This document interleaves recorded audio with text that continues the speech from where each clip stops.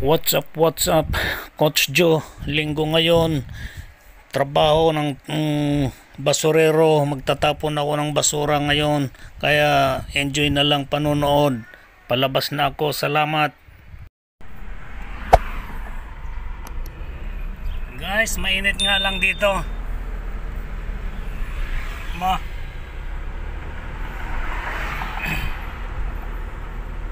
Magandang buhay sa lalo pag walang mga buaya.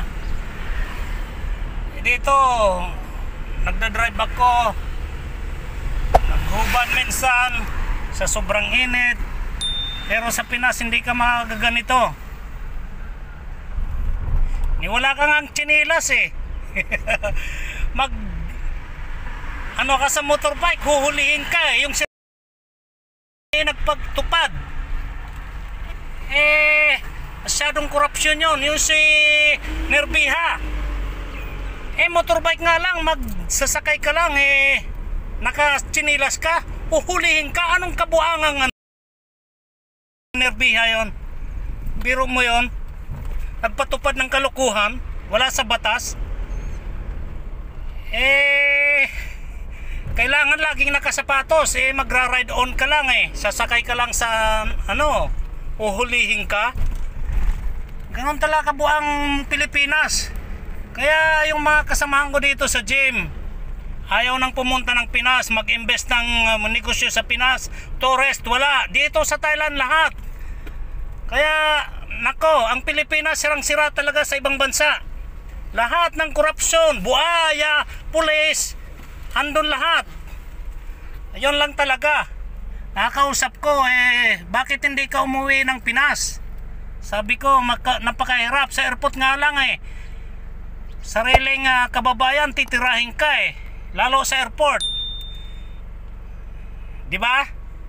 Yun ang sabi ng mga mga tanong sa akin ng mga European, mga tourist dito. Kaya hirap ng sa Pinas. Tapos pag-usapan sa droga, grabe. Yan lang. Kaya aywan ko ba, hindi mabago-bago. Kailangan maibalik yung pamumuno ni Duterte, maging si Inday Sara. Nabudol rin ako. BBM na yan dito.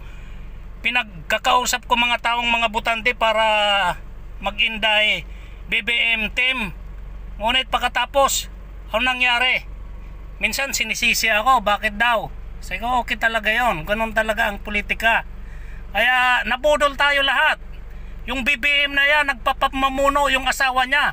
Inamin niya naman hindi niya naman kaya, hindi naman siya abogado. Kaya yung konsultasyon niya andun sa asawa niya. Di ba? Kaya lahat ng korupsyon,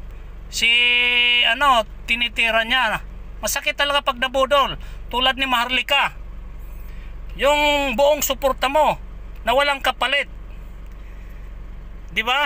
Yung walang kapalit talaga. Yun lang. Mahirap talaga yung yung hinanakit ng kailangan ikanta-kanta natin.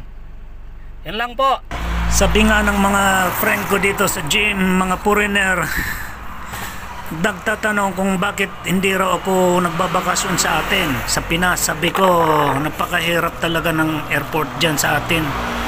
Saka mismong Pilipino yayariin sa airport. Sabi nga nila, oo nga naman talaga. Mga crime, airport nagba-brown out, crime, lahat-lahat talaga. Kaya ayaw ng mga foreigner na pumunta ng sa atin.